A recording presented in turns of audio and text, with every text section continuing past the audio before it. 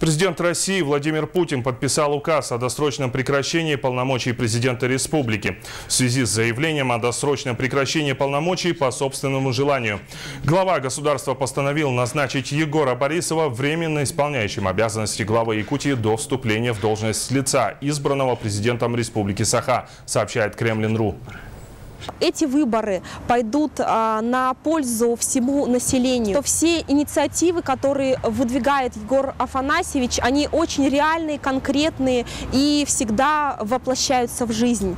И буквально сегодня я видела уже те идеи, которые мы выдвигали, оформленные в законопроект. То есть то, что придумывает молодежь республики, поддерживает президент и воплощает население. На посту президента Якутии Егор Афанасьевич Борисов очень много сделал в социально-экономическом развитии нашей республики.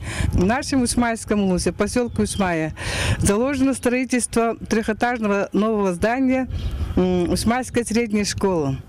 Также у нас будет строиться по программе «Моя Якутия в 21 веке» детский садик на 70 человек. Я думаю, что в сентябрьских выборах Егор Афанасьевич пройдет президенты, и это будет для нас всех большой победой.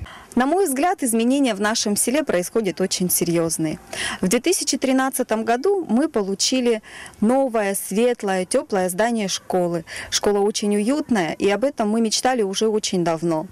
В Петропавловске очень активно местное население подключается к центральному отоплению. Ну и, конечно, меня очень радует факт строительства моста через реку Мокуя и дороги на Усть-Маю. И мне, как жителю Петропавловска, хотелось бы, чтобы политика Егора Афанасьевича продолжалась и дальше.